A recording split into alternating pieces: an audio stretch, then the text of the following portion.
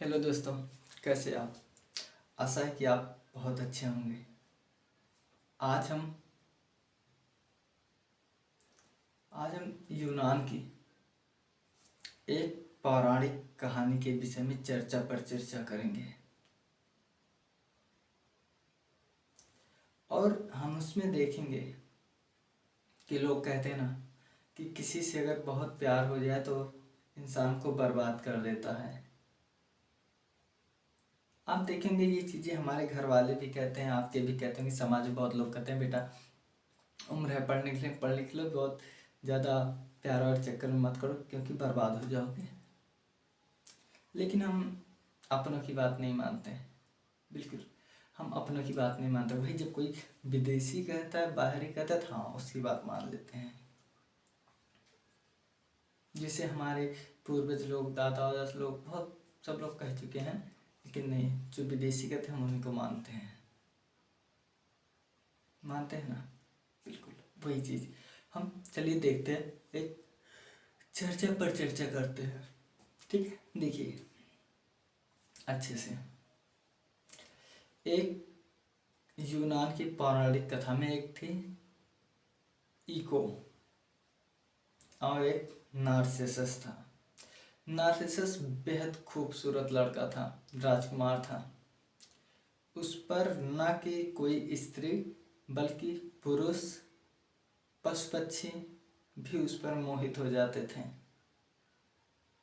और जब वो पैदा हुआ था तो जैसे देवी देवता हमारे यहाँ नहीं, हर जगह होते हैं। जैसे हम लोग की मम्मा दादी ये लोग कहते हैं कि भविष्य देखो हमारा बच्चा आगे चलकर क्या होगा, तो ऐसे वहाँ भी था। तो वहाँ के जो पंडित थे उन्होंने बताया कि तुम्हारा बेटा जिस दिन अपने आप को जान लेगा उस दिन इसके जीवन में जो है समस्याएं आएंगी और बाकी समस्याएं नहीं आएंगी, बहुत खुश रहेगा हमेशा। तो नार्सिस घूमता टहलता ये सब करता था, तो पुरुष लोग भी उसको देखते थे, मोहित हो जाते थे, बोलते थे हम आपके साथ रहना चाहते हैं, अपने मित्र बन जाओ। और वो चिढ़ाने के लिए बोलता था, क्यों, मैं क्यों, क्या कर सकते हो मेरे लिए। तो लोग बोलते थे ना कि मैं जान दे सकता हूँ। तो तब राजा महाराजा की बात है, तलवार लिया रहता है, बोलता था लो जान दो। तो उसी जो है जोश जोश में कुछ लोग जान दे देते थे। ठीक है। और ऐसे ही प्रतिक्रिया जो है स्त्रियों के साथ होती थी। जब वो आती थी, कहती थी हम आपसे शादी करेंगे, आपके साथ रहना चाहते हैं, तो उनको बहुत बेइज्जत करके भगाता था। जैसे आजकल कहते हैं ना अपना मुंह देखे हो, नाना प्रकार के शब्द वाक्य यूज करते हैं। ऐसे ऐसे वाक्य बोलता था कि तो बड़ी आई है मुझसे शादी करें, जैसे बस ऐसे ही शब्द कुछ रहे होंगे जो जलील किया जाता है। तो उसने जो है ऐसे वर्ड का प्रयोग किया, ऐसे शब्दों का प्रयोग किया। तो वो जो अप्सराएं थी, जो लड़कियां थी, इनसे परेशान होकर वहाँ से चली जाती थी, लज्जित होकर। कुछ तो आत्महत्या कर लेती थी और कुछ ऐसे बिना प्राण की बनकर रह जाती थी। जैसे होता ना कि किसी की अगर जो इच्छा हो, अगर इच्छा ही मर जाए तो वह आदमी मृत्यु के समान हो जाता है।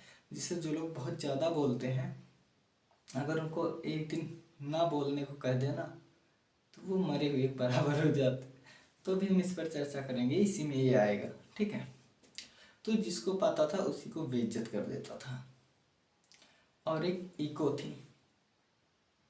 इको की एक बहुत गंदी आदत थी, उसे हम अच्छी भी समझ सकते हैं, लोगों की नज़र बहुत गंदी थी। वो क्या थे कि वो बहुत ज़्यादा बोलती थी, वो लोगों को अपने में उलझा लेती थी, तो लोग उससे भागने लगते थे।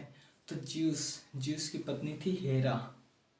तो ज्यूस ये लोग देवता हैं, तो जो वो कोई खूबसूरत स्त्री को, अप्सरा को देखते थे उसके साथ बातचीत करना जो है अमोद प्रमोद करना लगे रहते थे। तो इस बात का पता चला हेरा को। देखिए आप यूट्यूब पे नाना प्रकार के पाएंगे, लेकिन जो एथेंटिक है मैं वही प्रमाण के साथ, ताकि वक्त बढ़े तो मैं उसका प्रमाण भी दे सकूं। ठीक है। तो उन्होंने जो है इको को लगा देते थे, क्योंकि ये भी बहुत खूबसूरत अप्सरा थी, कि तुम जो है जाओ रानी से बात करो। तो ये कहीं कहीं ऐसा मिलता है। ठीक है। तो क्या हुआ कि राजा जब पकड़ने जाने की संभावना होती है तो इको को लगा देते थे, अपना उतर जाते, एंजॉय करके आ जाते थे। तो इस चीज़ का पता चल गया हेरा को। तो एक दिन क्या हुआ कि जैसे जो है गए, कौन, जीओसी, जैसे गए जो है अप्सराओं के साथ खेलने कूदने, जो कुछ रहा होगा, गए तो इधर पीछे पीछे हेरा भी आई और उसकी मुलाकात हो गई इको से। इको ने बात करते करते उसे फंसा लिया, यानी कितना बात करती वो आ गई और उससे बहुत रिच कर गुस्सा हो करके, ठीक है, उससे जो है बहुत गुस्सा हो करके हेरा ने श्राप दिया कि नादान लड़की, दुष्ट लड़की, तुमने हमारा इतना अमूल्य समय को नष्ट कर दिया और जो मैं जिस चक्कर में आई थी मेरा वो हो गया, तो इतना बोलते जा, मैं तुम्हें श्राप देती हूँ, अब तू खुद से कुछ नहीं बोल पाएगी, जो सामने वाले बोलेगा उसका अंतिम शब्द तू केवल बोल पाएगी बस। और वो गुस्से से चली गई। अब बोल भी नहीं पा रही है, इको बहुत परेशान। तो क्या हुआ कि एक दिन ऐसे ही घूमते घूमते घूमते, एक दिन ऐसे घूमते घूमते इको आ गया, उसी स्थान पे जा रहा था जहां नार्सिसस आ रही थी, सॉरी जहां नार्सिसस आ रहा था, ठीक है, हाँ, जहां नार्सिसस आ रहा था वहीं इको जा रही थी। उसने एक दूसरे को देखा, इको उस पर तुरंत मोहित हो गई, ठीक है, इको उस पर तुरंत मोहित हो गई। जब मोहित हो गई तो जब वो मोहित हो गई तो बोली कि, नार्सिस बोला तुम्हारा क्या नाम है? तो उसने बोला नाम है। तो उसने कहा तुम लड़की हो, तुम लड़की हो, तुम्हारा क्या नाम है? तो उसने कहा लड़की हो, क्या नाम है? उसने नाम है। फिर लड़की हो, नाम है, ऐसे बोला। उसने कहा पागल, तो इसने भी कहा पागल। तो नार्सिसस ने हे मूर्ख, इसने भी कहा हे मूर्ख। तो उसने वहां से गुस्सा होकर नार्सिसस झल्ला के चला गया, ठीक है। फिर दोबारा मुलाकात हुई, वो अपने आप को रोक नहीं पाई क्योंकि देखो बोल तो पा नहीं रही थी। आगे आगे नार्सिसस, पीछे पीछे इको, आगे आगे नार्सिसस, पीछे पीछे इको जा रही थी। तो वो अपने उस उत्साह को, मन को रोक नहीं पाई और जाकर उसके गले लग गई। जब गले लग गई तो नार्सिसस बोला कि ये मेरा शरीर है। तो उसने बोला ये मेरा शरीर है। नार्सिसस ने कहा कि ये सब तुम्हारे जैसी बहुत लड़कियां रहती, केवल मेरे शरीर के मजे लो। तो इसने भी बोला, देखिए उधर बोला था कि ये मेरी शरीर है और इधर उसने बोल दिया कि केवल मजे लो। फिर वो तो चला गया, लेकिन इसने इको बहुत परेशान हुई उससे, अंदर अंदर इतनी कराने की मैं कैसे कह सकता हूँ कहा मेरे शरीर के मजे लो सिर्फ। बहुत परेशान नार्सिसस, बहुत परेशान। फिर नार्सिसस जो है बहुत गलानी हुई, उस जंगल में चली गई। चली गई देख, जैसे अपने यहाँ इंद्र देवता होते हैं ना, कोई जब तपस्या करता है उसका भंग करने चले जाते हैं, ऐसे वहाँ की एक विरोधी देवी थी, विरोध की देवी होती थी। उन्होंने नार्सिसस की इस सॉरी उन्होंने इको की इस तड़प को देखा। तो उन्होंने जब इस तड़प को देखा तो उन्होंने कहा कि आप उस झील की तरफ जाइए। उन्होंने ऐसा कुछ चक्र चला दिया कि नार्सिसस एक झील की तरफ गया। देखिए नार्सिसस राजकुमार था, कभी अपनी शीशे, तब शीशे चलते हैं, शीशे में शक्ल नहीं देखा था। और उसकी जो दादी वादी जी कहते थे ना कि मेरा बेटा आगे क्या करेगा, तो पंडित जी बताए थे ना जिस दिन ये अपने आप को जान जाएगा उस दिन इसके जीवन में घटनाएं आना शुरू हो जाएंगी।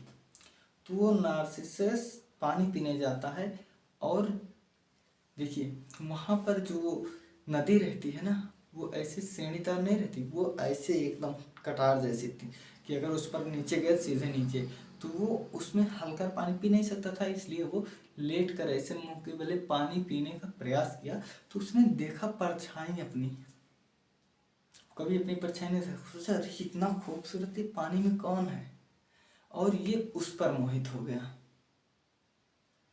और यही जो विरोध देवी थी वो यहीं पर पा गई कि वो उस पानी में जो लहर वहर होती थी उसको एकदम शांत कर दिया कुछ पल के लिए। जब शांत कर दिया तो उसने अपना स्पष्ट चेहरा देखा और वो उस पर मोहित हो गया, बहुत आकर्षित हो गया। फिर उसके बाद लहर होने लगी, फिर वो ऐसे ऐसे तड़पने लगा कि अरे वो चेहरा कहाँ गया, चेहरा कहाँ गया, चेहरा कहाँ गया। फिर वो वहाँ से गया नहीं।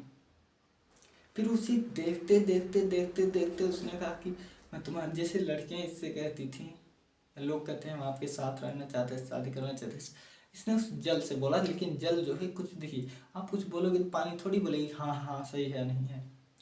तो वो जो है उसी में जाते जाते देखते देखते देखते देखते जब वो आवाज़ नहीं दिया तो वो उसी पानी में कूद गया और उसकी मृत्यु हो गई नार्सिसस की।